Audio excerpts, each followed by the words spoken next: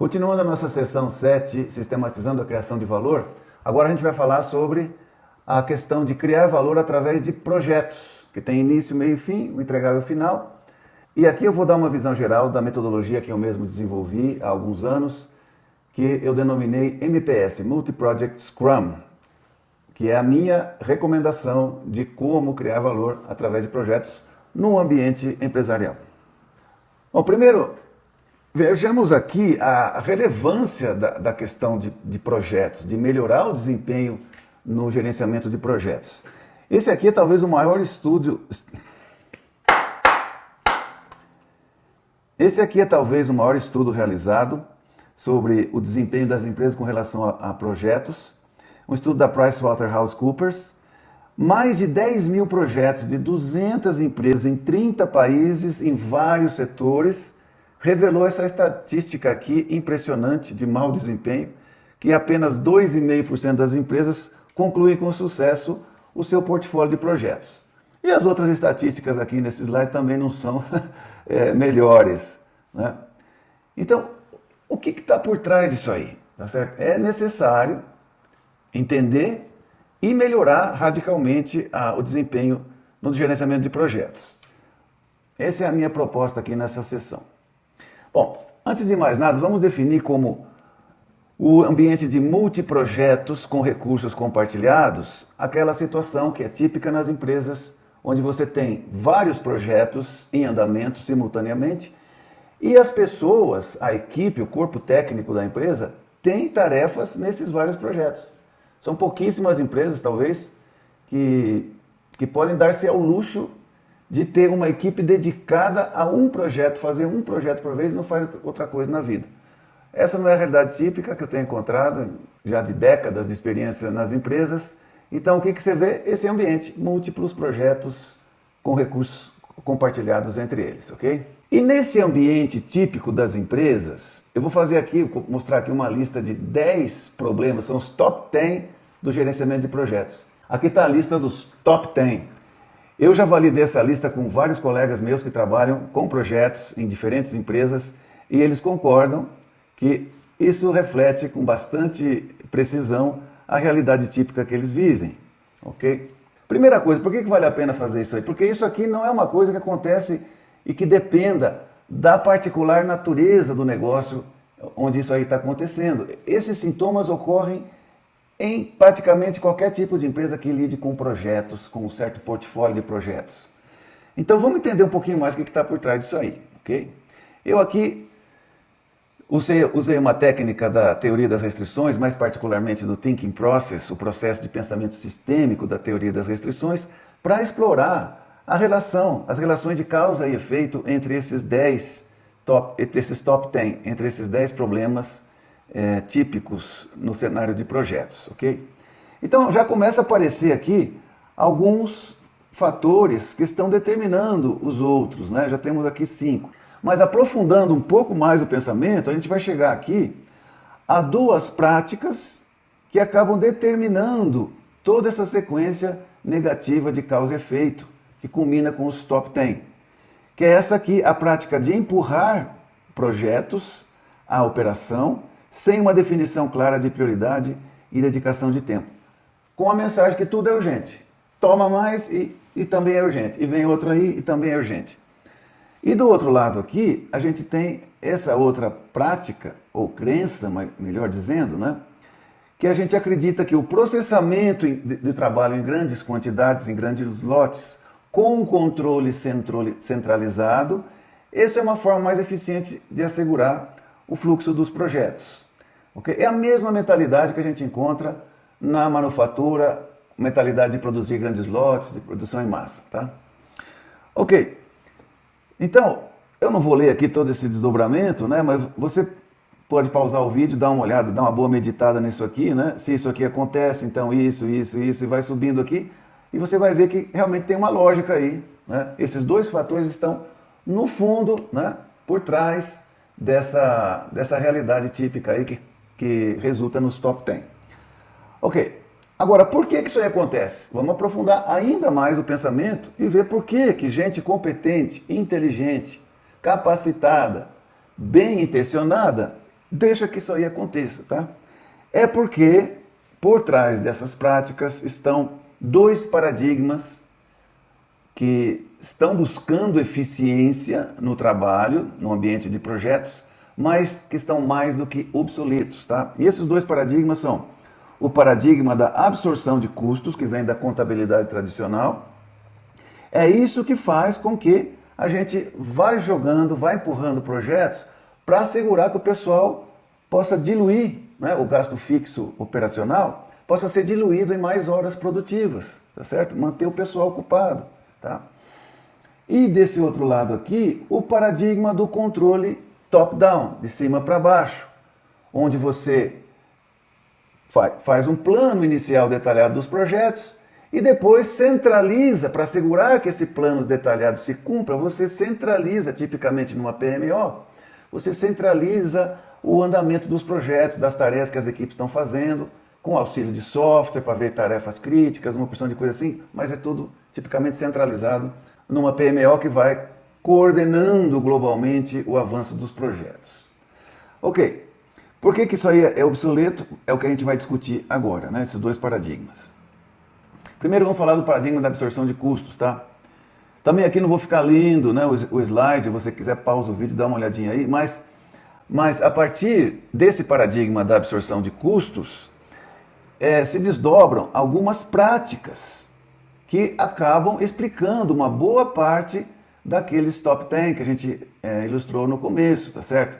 E a ironia disso aqui é que essas práticas e esses efeitos, né, apesar da boa intenção, acabam não reduzindo um centavo sequer do gasto operacional. No final do mês tem que pagar todo mundo e produza ou não, seja produtivo ou não.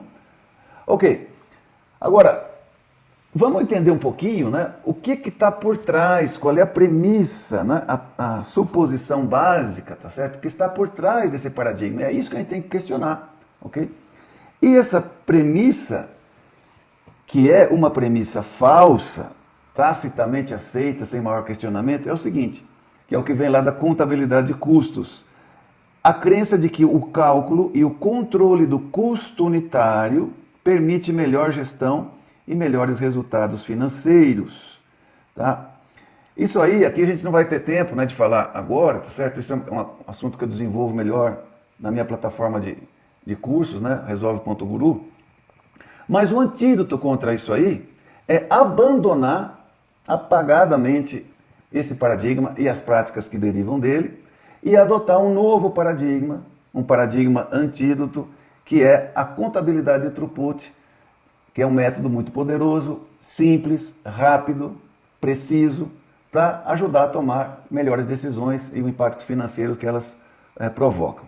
Então, fica aí a dica, essa contabilidade de throughput, para ser melhor desenvolvida em outra ocasião. Agora, com relação a outro paradigma, o paradigma do controle top-down, né? Mesma coisa, isso acaba se desdobrando em certas práticas no ambiente de projetos, que acabam explicando o resto daqueles top 10 e outras coisinhas mais, ok? E de novo, né, o que está por trás, né? Qual é a premissa falsa que está por trás desse paradigma, tá certo? Vamos explicitar essa coisa, né? É a premissa que tacitamente muitos gestores aceitam de que as pessoas são naturalmente apáticas com relação ao trabalho e precisam de um controle próximo, uma marcação cerrada. Porque senão o pessoal vai ficar folgadinho, né? Então toma trabalho aí para se manter ocupado. Com a intenção, né, de diluir, como eu já disse, o gasto fixo operacional, diluir em horas produtivas, horas de trabalho, né? Isso aí é falso, né? A gente deve, como antídoto contra esse paradigma, de novo, por que é falso, né? Eu tenho vídeos no canal, tá? No canal resolve.guru oficial, tenho alguns vídeos que questionam esse paradigma, busca lá.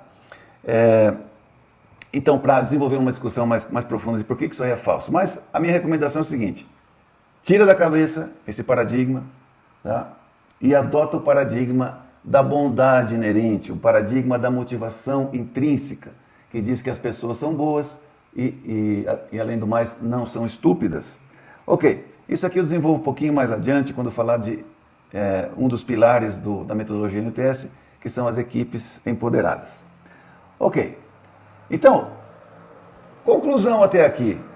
Por trás, voltando aqui um pouquinho, por trás daqueles sintomas que acaba tirando, né, o tempo, a produtividade, até a saúde dos profissionais envolvidos em projetos, estão essas duas crenças, esses dois paradigmas.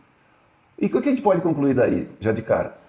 Dá para concluir que não vai ser, por exemplo, uma sofisticação tecnológica que vai resolver esse negócio aí. Não vai ser automação, não vai ser a transformação digital. Isso pode ajudar, mas se a gente não mudar a mentalidade, essas coisas vão continuar acontecendo. Tá? Então, e é isso que talvez explica, né?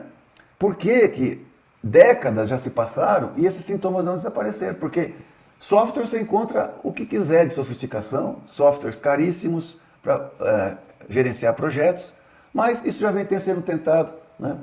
Outra prática, pôr mais controle, sofisticar mais a programação, intensificar o planejamento, a programação e o controle de tarefas, né?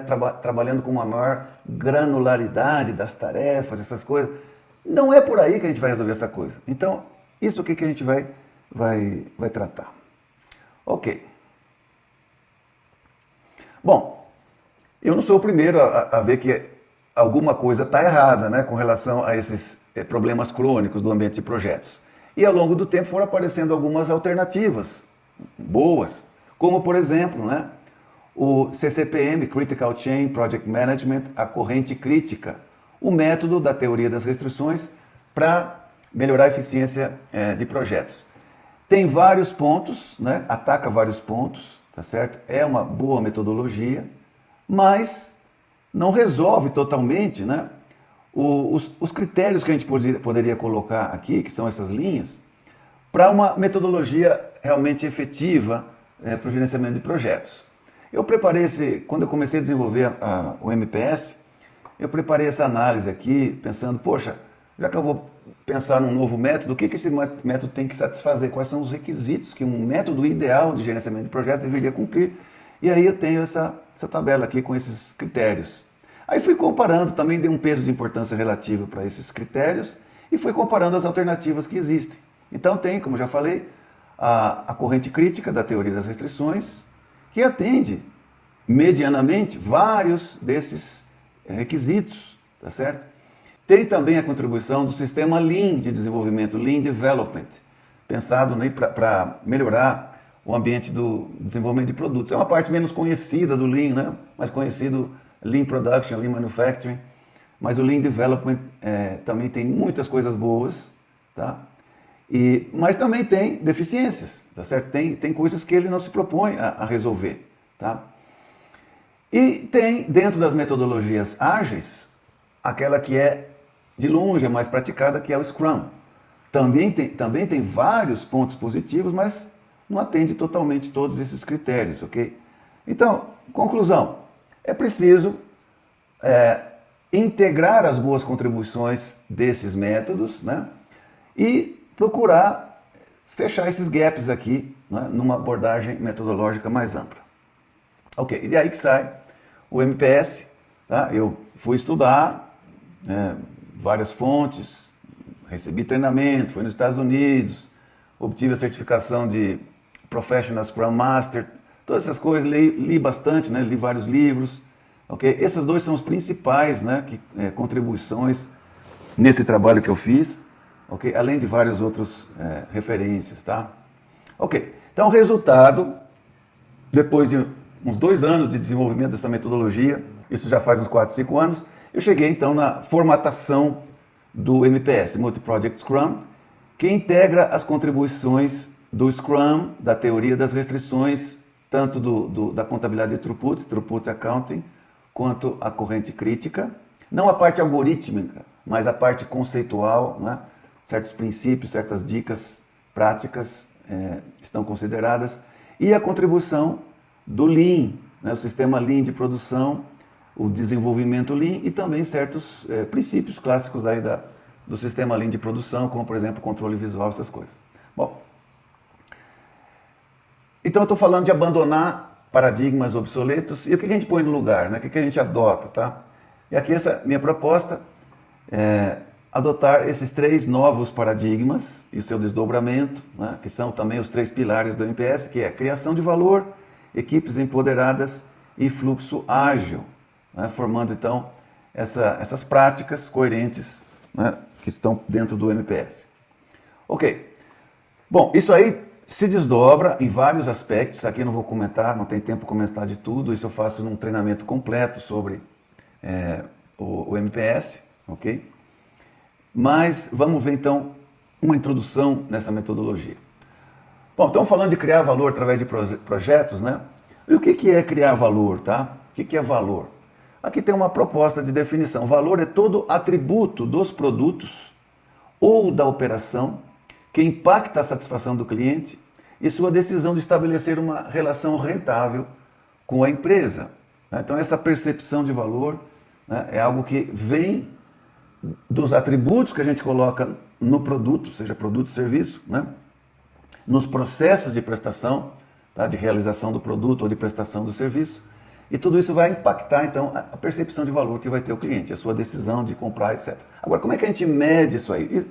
Existem várias formas de medir, tá? As principais, os indicadores de medição de valor, satisfação do cliente, suas várias formas, né? Seja porcentagem, seja esse NPS, né? O volume de vendas, porque se a gente incrementa a percepção de valor, atrai o cliente, atrai vendas. O lucro líquido, né? O resultado final, né, da operação, tudo isso tem a ver com o sucesso, né, do produto ou do serviço no mercado. Ok. Agora, como é que um projeto acaba gerando valor, né? Aqui vamos fazer algumas considerações. Um projeto só pode gerar valor através da inovação ou melhoria do desempenho de um produto ou da operação do negócio.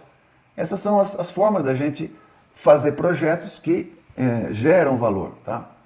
E na maioria dos casos, a gente pode estimar o que eu vou chamar aqui de throughput total, tá? O throughput é quanto realmente entra de dinheiro no sistema de negócio, tá? Isso você pode definir por um certo intervalo de tempo, por exemplo, um certo primeiro ano de introdução de um produto no mercado, ou primeiros 2 anos, sei, uma janela de tempo aí, tá certo? Ou, se for um produto que você possa prever, né, o ciclo de vida, né, do produto, quanto que isso aí deve gerar de lucro, né, de throughput, melhor dizendo, ok? Bom, outra consideração é que o projeto só começa a gerar valor quando você tem um entregável final em operação, entregado e funcionando para o cliente do projeto, tá? Portanto, não é só o valor total, né, throughput total gerado pelo projeto, mas também a velocidade com que um projeto gera valor. Isso aí é um parâmetro importante de desempenho, tá?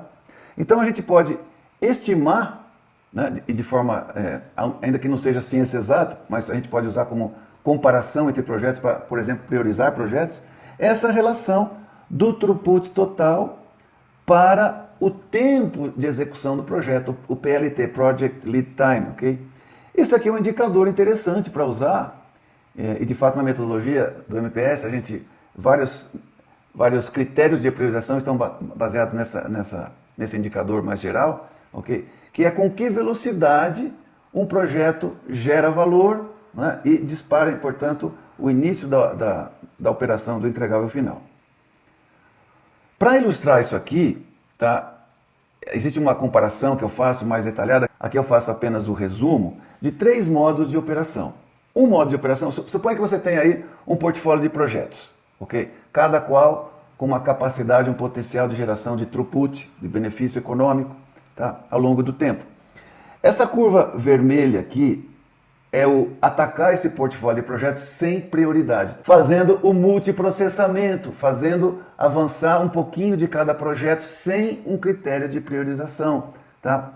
Essa é a curva de pior desempenho na geração do benefício econômico ao longo do tempo, tá? Você vê que demora mais para a empresa, para o sistema de negócios, contar com o benefício financeiro daquele portfólio de projetos.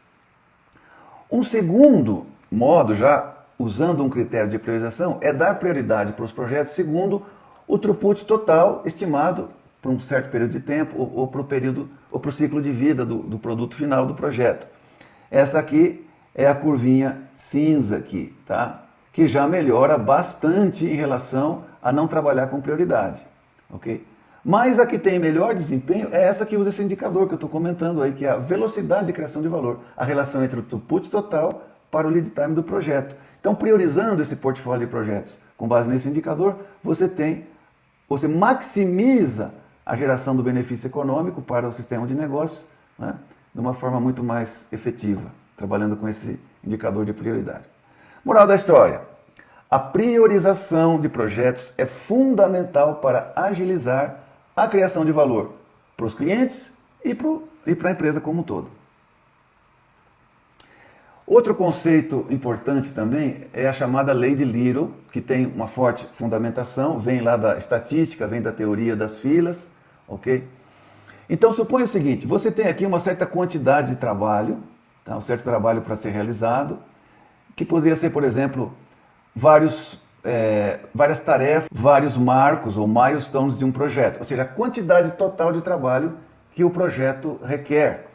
Então, nesse instante aqui, quando a gente vai começar a primeira tarefa do projeto, você dispara o cronômetro, tá? E quando se conclui o projeto, quando todas essas tarefas foram realizadas, quando essa quantidade de trabalho, né, é entregue, tá? Você para o cronômetro. Esse intervalo de tempo é o que a gente está definindo como PLT, o Project Lead Time, o lead time, né, o tempo de execução do projeto. Ok. E como é que então a lei de Little, tá, nos ajuda com alguns conceitos interessantes? Tá? Ela diz o seguinte, né, o tempo de resposta é determinado pela relação entre o tamanho da fila e a velocidade de processamento. Isso até é intuitivo, tá certo? E matematicamente a coisa é assim, tá? O lead time do projeto está dado pela relação entre o tamanho da fila, trabalho por ser feito, né? Trabalho a ser feito, dividido para velocidade de processamento, ok? Então, a velocidade de processamento, isso aqui está nas mãos das equipes de projeto. Agora, a velocidade com que um projeto entrega resultado depende muito da natureza do projeto. Isso aqui é muito variável. Você pode ter um projeto com poucas tarefas, tarefas mais simples, um projeto com muitas tarefas, tarefas mais complicadas, né? Então, isso aqui vai ser uma incógnita que vamos deixar para as equipes de projeto. Agora, do ponto de vista de controle global do portfólio de projetos, existe um caminho muito mais fácil, simples e efetivo, que é controlar esse lado aqui, ó. Controlar a quantidade de trabalho, né, o tamanho da fila que se está acumulando de trabalho para ser feito nos projetos. Tá? Então, moral da história: a forma mais rápida, eficaz e barata para incrementar a agilidade global de um portfólio de projetos é restringir e controlar o tamanho da fila, não empurrar indiscriminadamente para a operação os projetos acima da nossa capacidade de processamento. Ok. Outro conceito interessante também, dentro daqueles 3 pilares que a gente comentou, né? Fluxo ágil, criação de valor e equipes empoderadas, também é muito importante reconhecer que existe nas pessoas a motivação intrínseca. As pessoas nascem, como define o Dr. Deming aqui, o grande guru da qualidade, as pessoas nascem com uma inclinação natural para aprender e inovar. Existe um direito inato de sentir prazer pelo trabalho. Existe uma necessidade inata de autoestima e respeito. E os administradores que não reconhecem isso e, além do mais, negam a seus funcionários dignidade e autoestima, vão acabar abafando, sufocando a motivação intrínseca, ok? E se a gente reconhece isso, então a motivação, tá, passa a ser tremendamente simplificada. O importante trabalho de motivar colaboradores acaba sendo simplesmente deixar que a motivação intrínseca que já está nas pessoas venha à tona, removendo as barreiras que às vezes as nossas próprias práticas, sistemas, estruturas de trabalho acabam colocando para o pessoal, ok? E falando aqui, né, para melhorar, tá certo, a eficiência operativa no ambiente de projetos, a gente precisa dar uma solução para esse que eu estou chamando aqui o dilema do controle, tá? Porque aquele paradigma, né, do controle de cima para baixo vai colocar a gente nesse dilema. Então, qual que seria uma solução, né, efetiva para isso que está incorporada dentro da metodologia, tá? Esqueci de comentar aqui, pessoal, antes de eu entrar nos detalhes, numa visão mais técnica, né, mais próxima da metodologia, como é que ela se desenvolve, eu estou aqui reforçando essa parte mais conceitual, né, mais filosófica, que é fundamental, porque se a gente não atacar isso aqui, os sintomas daqueles top 10 vão continuar, né? Fecha o parênteses. Ok, então, o que dá origem a esse dilema do controle? Esse sintoma, tá certo? Que poderia ser um resumo daquela lista dos top 10, né? Não conseguimos assegurar melhores resultados de prazo, conteúdo e custo dos nossos projetos. A gente tem atraso, modificação do escopo, tá certo? E a qualidade final acaba gerando, né, insatisfação do cliente em pelo menos algum aspecto. Ok, então, sabe o que? Para resolver isso aqui, o que a gente deveria fazer? Então vamos aumentar a eficiência. Vamos centralizar o controle do avanço dos projetos. Uma conclusão muito lógica, e é isso que é praticado pela maioria das PMOs. Um controle centralizado do avanço dos projetos. Para a gente saber como é que está indo, tá certo? Como vão as tarefas, onde estão as tarefas críticas, etc, etc. O que a gente tem de positivo se faz isso aí? O que a gente está buscando com essa centralização? Estamos justamente querendo assegurar o cumprimento do prazo de entrega dos projetos. Existe um compromisso, casos que tem até multa se atrasar. Então, vamos controlar mais, porque a gente não pode falhar nisso aí. E isso aqui, assegurar o cumprimento do prazo de entrega dos projetos, é necessário para gerenciar projetos de modo eficiente e eficaz. Agora, por outro lado, aí que vem o outro lado do conflito, para gerenciar projetos de modo eficiente e eficaz, também temos que dar às pessoas, os profissionais, que são aqueles que criam realmente o valor na execução das tarefas, temos que dar às pessoas maior flexibilidade na execução do seu trabalho, não são robozinhos, que é um pessoal de mais elevado nível profissional que a empresa tem, tá certo? Agora, para dar a essas pessoas maior flexibilidade, né, na execução do seu trabalho, a gente deveria delegar a esses executores, a esses profissionais, o controle das suas próprias tarefas. Ou seja, deveríamos empoderar realmente uma equipe de projeto, tá certo? Praticar o empowerment. E aqui a gente cai no conflito. E o que a gente faz? Por um lado, deveríamos centralizar o controle do avanço dos projetos e dizer para cada profissional em cada projeto, olha, agora faça isso aqui porque isso aqui é o mais importante. Você faça esse outro aqui, etc. Vai distribuindo, né? Vai controlando de maneira centralizada as tarefas. E por outro lado, deveria delegar a esse pessoal, olha, se vira aí, né? Resolve o que você vai fazer aí, tá certo? E existe uma contraposição, existe um conflito, tá certo? E o que se encontra na maioria das empresas é priorizar esse lado do conflito e sacrificar o outro, né? Isso aqui é uma falsa solução para esse conflito de fundo, né? Não elimina o conflito e vai perpetuando aquela lista dos top 10 que eu falei no começo, tá? Agora, para a gente realmente eliminar esse conflito e desenvolver uma solução ganha-ganha, tá? A gente precisa reconhecer pelo menos uma premissa falsa aqui nessa forma de pensar, tá ok? E essa premissa falsa é essa aqui, ó, que isso aqui são práticas de gestão mutuamente exclusivas, não dá para praticar as duas coisas. Isso aqui é questionável, tá? Se é questionável, tá certo? Então, como que a gente pode explorar esse fato e ter esses dois requisitos da boa gestão de projetos atendidos, ok? Essa é a solução que eu proponho aqui, tá? De fazer o seguinte, olha, vamos combinar o controle global do fluxo de projetos, que é importante, é preciso monitorar como é que o portfólio de projetos está avançando, e também vamos praticar o controle das tarefas, os controles das tarefas individuais de cada projeto. Como que a gente pode fazer isso e praticar então essas duas coisas? Ora, separando, né? Quem é que está em melhor posição de ver como é que o portfólio de maneira global está avançando? Uma PMO. E quem é que está em melhor posição para saber como avançam as tarefas individuais de cada projeto? As equipes de projeto. Então, a gente pratica o controle, né? Fazendo essa separação, tá? A PMO faz o controle global e não se mete no microgerenciamento de tarefas, e as equipes são totalmente autônomas, empoderadas, né, para fazer o avanço, definição e avanço, execução das suas tarefas. Ok. Outro complemento para isso, tá, é o seguinte, é combinar algo que aparentemente é contraditório. combinar rigidez nos prazos e metas dos projetos, passar para as equipes de projeto de maneira muito clara, olha, esse aqui é a janela de tempo que a gente tem para aproveitar essa oportunidade com esse projeto, e isso não muda. Tá? Ao mesmo tempo que dá flexibilidade para o pessoal, olha, esse é o objetivo, é realizar isso, esse produto nesse prazo. Agora vocês aí definam o como. Tá? Então a gente é rígido no que o projeto tem que fazer, mas é totalmente flexível no como, isso deixa para as equipes, colocando aí profissionais competentes. E essa solução ganha-ganha para esse dilema, tá certo? Está incorporada na metodologia, como a gente vai ver logo mais. Ok, então, desenvolvendo um pouquinho, né, o que sai como resultado disso aí, tá certo? Esse slide fala das características dessas equipes de profissionais, né, essas equipes empoderadas, ok?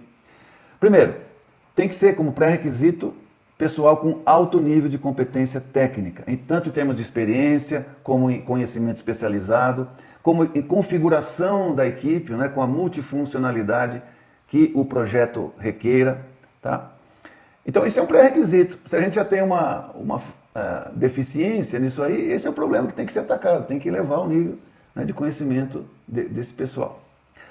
O segundo aspecto, que se apoia no princípio da bondade inerente, né, da motivação intrínseca, tá, é um senso de profissionalismo bastante elevado, tá? Tanto em termos de compromisso, né, com os entregáveis, com os resultados do projeto, com o avanço, né, das tarefas, quanto com o espírito de colaboração, de trabalho em equipe. Né? Ou seja, é gente que tem esse código moral interno que trata de fazer e faz trabalho excelente, não porque tem alguém vigiando ou controlando, ou porque tem um incentivo monetário para ele colocar no bolso. Né? Não, é gente que faz isso por um certo sentido de honra profissional. Tá? Então, gente assim, com essas características, não precisa de marcação cerrada, não precisa de um chefe aí estar respirando aí né, na nuca do fulano, certo? Muito bem. Então, isso aqui é muito importante. Nessa metodologia, tá? Não, assim como na prática do Scrum, não haverá um chefe, nem uma PMO atribuindo tarefas aos membros da equipe. Eles definem as tarefas e eles puxam, faz o task pull, puxam para si as tarefas que eles podem executar e se comprometem com isso e faz as coisas avançarem. Okay. Essas são as características das equipes empoderadas que a gente coloca nessa metodologia. Okay? Bom, outra coisa importante é que a alta gerência, né, a alta direção da empresa, dê todo o suporte e tenha boas práticas de reconhecimento desse pessoal, reconhecer as contribuições que eles vão dando no ambiente de negócios. Né? Reconhecimento não necessariamente e não centralmente monetário. Tá? Práticas mais soft de reconhecimento, que também tem muito peso na motivação. Então, já considerados esses princípios filosóficos, né, e essa orientação geral de como deve ser a metodologia, aqui está uma visão já mais aterrissada, né, em termos das etapas do MPS. Okay? Bom, são 4 fases, tá? Eu coloquei aqui em inglês, né? Define, Prioritize, Control, Execute. Tá? A fase de definição, a fase de priorização, a fase de controle e a fase de execução. Tá? Nessa ordem, ok? Cada fase existe para responder uma pergunta-chave, ok? A fase Define, a pergunta-chave é que oportunidade a gente tem, onde é que estão as oportunidades, tá? E para responder cada uma dessas perguntas, existem as etapas, né, o desdobramento, né, do método em certas atividades, ok? E assim por diante. A fase de priorização, responder a pergunta, o que a gente deve fazer primeiro? Onde a gente tem maior benefício? Tá? Na fase de control, né, você tem aqui a pergunta-chave, como que a gente pode maximizar o fluxo global de projeto, maximizar a velocidade de criação de valor, ok? E na fase de execução, a pergunta-chave é como criar valor mais agilmente dentro de cada projeto. E aí a gente vai, para responder isso, vai fazendo essas atividades. Agora, para fazer melhor essas atividades, as equipes devem conhecer e aplicar, né, um conjunto coerente de técnicas, eventos, de métodos de apoio à realização do MPS. E é isso que a gente cobre no treinamento completo de MPS para gestores, o curso de MPS Champion, e para profissionais, que é o curso de MPS Master. Okay?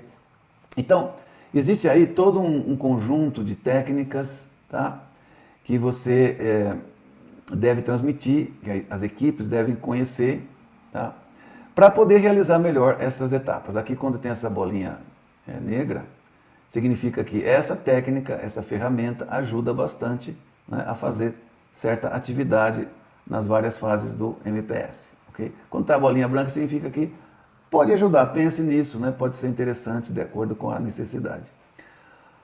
Ok, observe que aqui praticamente o Scrum, ele começa aqui, tá? E se você cruzar essas técnicas do Scrum, tá? Você vai ver que elas se concentram na execução, porque para isso o Scrum foi pensado, para melhorar a eficiência de um dado projeto. O Scrum não tem uma solução para o ambiente de multiprojetos, tá? Mas você vê que se você focar só com isso, fizer só o Scrum, existem aqueles gaps que eu comentei no início, tá? E você deixaria de responder essas outras coisas aqui. Por isso, a proposta do MPS é dar esse tratamento mais global na questão de criação de valor através de projetos. Ok. Então aqui eu tenho esse quadro, né, de uma forma mais visual, para a gente desenvolver um pouquinho mais e chegar numa visão um pouquinho mais de detalhes sobre o MPS. Então aqui na fase Define você tem como principal ferramenta, tá, o Project Charter, okay? Adaptado, tá certo? Com características dentro dos princípios, dentro do MPS. Aqui então não vou entrar em detalhes, só comentar algumas coisas, né, dessa ferramenta. Aqui está definido a estratégia, o objetivo, né, desse projeto, o que esse projeto busca realizar, e também especifica a tática, o caminho, né, a linha de ação para chegar naquele objetivo. São campos aqui de informação dentro desse formulário. Claro, define a equipe de projeto com seus diferentes papéis, né, dentro da equipe. Estabelece os marcos e os seus respectivos entregáveis do projeto. É o que a gente pode chamar, então, na linguagem do Scrum, o backlog inicial, né, do produto ou do projeto. Define o cronograma básico, mas aqui tem uma diferença importante, somente faz isso no nível dos marcos do projeto. Não cair na armadilha de fazer um plano detalhado, nível de tarefas, porque entra Murphy, entra variabilidade, entra as incertezas, e essas coisas nunca se cumprem. Tá? Já quando a gente faz a programação mais global no nível de marcos, tá? Existem razões pelas quais isso se torna mais previsível, coisas que eu desenvolvo no treinamento completo de MPS. Ok, a gente usa aqui também na metodologia, né, para estimar o conteúdo global de trabalho de um dado projeto e depois das tarefas, né, a escala de Fibonacci, os pontos de Fibonacci, que é bastante comum na prática de ambiente de projeto. Mas a principal diferença aqui é a seguinte, que a gente não faz e nem deve fazer aquele clássico plano detalhado, toda aquela rede de atividades, de tarefas com início e final de cada tarefa, já no início do projeto. Não, aqui a gente vai adotar a prática do Scrum e vai fazer isso, né, de maneira gradual, praticando os sprints. Ok, então a gente, num dado momento, você vai ter os charters, as oportunidades adequadamente descritas, né, para a organização, então, fazer a priorização. Né? É fundamental fazer a priorização dessa fila de projetos. Normalmente a gente não tem capacidade infinita, né? Então necessariamente é preciso fazer a priorização. E para priorizar os projetos, aqui existem categorias de prioridade nessa ordem, tá? Dando máxima prioridade para projetos, por exemplo, que tratem de resolver uma situação de parada de vendas, né? De produtos que já existem, e assim por diante, em sua ordem de prioridade. Essas 4 primeiras categorias é o que a gente chama de showstoppers, reais ou potenciais, coisas que já estão afetando ou podem vir a afetar, né, o desempenho do negócio atual. E essas outras 4 são aquelas que permitem explorar oportunidades, desde inovar ou melhorar um modelo de negócio, um projeto que faça isso, desenvolver novo produto, etc, etc. Então, isso aqui já é uma orientação para colocar os seus projetos, de acordo com a sua ordem de prioridade. Agora, se existem um portfólio bastante grande, vários projetos competindo numa mesma categoria, então aí a gente pode e deve usar certos critérios específicos dentro de cada categoria. A metodologia prevê aí, né, propõe vários indicadores para priorizar, seja quantitativamente, quando é possível, ou qualitativamente, né, os projetos dentro de uma mesma categoria. Ok? Muito bem, regressando aqui para o nosso mapa geral, a gente sai dessa etapa, dessa fase de priorização, com uma lista priorizada de projetos. E aqui vem a grande contribuição de uma PMO, controlando o portfólio global, a velocidade de avanço desse portfólio. Ok, como que a PMO, para dar uma visão geral, pode fazer isso? Na metodologia existem duas técnicas muito úteis, uma que a gente chama de MAP, a matriz de ativação de projetos, e outra que a gente chama de DFA, o diagrama de fluxo acumulado. Como é que é isso aí? Conceitualmente, essa matriz de ativação de projetos é o seguinte: já desde os charters você tem a definição das equipes, já tem uma estimativa da carga de trabalho requerida para cada membro da equipe, tá? E isso permite, então, a gente ter uma visão global de quanto a gente está usando ou pode usar da nossa capacidade instalada, digamos assim. Então você tem lá, suponha, vários projetos que estão na fila. Você já tem do charter quais são os profissionais que os projetos estão pedindo, né, que sejam as equipes de projeto, tá ok? Então, com essa visão, aqui existe muito mais detalhes do que isso aqui, tá? Mas estou passando o conceito dessa técnica. Então, que você consegue estimar, tá certo? Que qual a quantidade correta de projetos que você deve enviar para ativação, para execução. Evitando, né, que, por exemplo, um certo recurso, uma certa pessoa, né, torne-se um gargalo, né, e aí você não vai ter velocidade. Okay? Então, por exemplo, aqui, se a gente ativasse mais projetos, essa pessoa aqui provavelmente se converteria em um gargalo, e aí você começa a ter lentidão, estresse, confusão, né, das equipes, etc. Então, com isso aqui, a PMO decide, ok, vamos ativar, mandar para execução esses projetos. Tá? E aí começa a fase de execução. Ok, agora, como que a PMO pode saber se fez uma boa análise, tomou uma boa decisão ou não? Se mandou mais do que devia ou menos do que devia? Aí entra essa segunda técnica, chamada o DFA, Diagrama de Fluxo Acumulado, que é uma ferramenta que sai diretamente da lei de Little, como a gente já comentou. Tá? Essa técnica aqui, esse gráfico, permite controlar o tamanho da fila dos projetos, tá? E a agilidade global de criação de valor. Então você vai ter aqui duas linhas nesse gráfico. Tá? Uma que é a velocidade de entrada, né? Essa rampa aqui, essa linha, a entrada de projeto, quando a PMO decide ativar. Tá? E a linha azul é a velocidade de saída dos projetos. Então, nessa linha aqui você tem diretamente, né? A diferença entre as duas linhas é o tamanho da fila, num dado momento. E com isso você consegue fazer, pela lei de Little, uma projeção de qual deve ser o lead time médio, né, global dos projetos. Ou seja, se essas duas linhas estão se separando, significa que a gente não está controlando o tamanho da fila, está empurrando mais do que a gente pode processar e, portanto, estamos nos tornando mais lentos. A partir dessa interpretação, a PMO pode tomar várias ações, né, corretivas para poder, então, reduzir, controlar o tamanho da fila e ser mais ágil de maneira global. Ok. Então, moral da história, a forma, como a gente já tinha falado, né, a forma mais rápida, eficaz e barata para incrementar a agilidade é restringir e controlar o tamanho da fila que a gente tem para processar. Ok. E aí a gente, então, sai dessa fase de controle, né, mandando para execução, ativando os projetos. E essa é a praia das equipes empoderadas, né, na fase de execução, usando o Scrum, só que em um ambiente de multiprojetos. Tá? E aí vamos dar uma olhadinha mais de perto nisso aqui. Tá? Ok, aqui é a hora de praticar a chamada regra da corrida de bastão, que é o que permite foco e disciplina, que é imprescindível para você agilizar a criação de valor. Essa simples regra, mostrada nesse slide aqui, é o método mais simples e eficaz contra o bad multitasking, o multiprocessamento mal feito, né, que é simplesmente mortal no ambiente de projetos. Então, o primeiro ponto aqui, dos 7 pontos dessa regra da corrida de bastão. Primeiro, a gerência define uma ordem de prioridade. Isso já estaria cumprido na segunda fase do MPS, que é o Prioritize. Segundo, dentro do projeto você tem os marcos, os milestones, em sua ordem de prioridade. E dentro dos marcos você tem as tarefas também com uma ordem de prioridade. Então toda tarefa de todo o portfólio tem um número único de prioridade. Terceiro ponto, num dado momento, existe um projeto que está com o bastão da prioridade empresarial. É aquele projeto que está sendo executado, que já foi mandado, né? Já foi ativado, já foi mandado para execução, que tem o mais alto ranking de prioridade.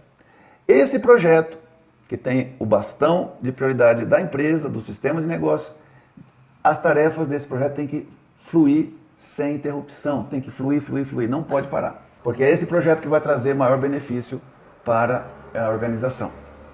Então, pelo fato de que todas as tarefas estão indicadas como prioridade, não tem estresse. Quando o recurso recebe múltiplas tarefas simultaneamente, tranquilo. Sempre dá preferência para executar primeiro a tarefa que tenha maior ranking.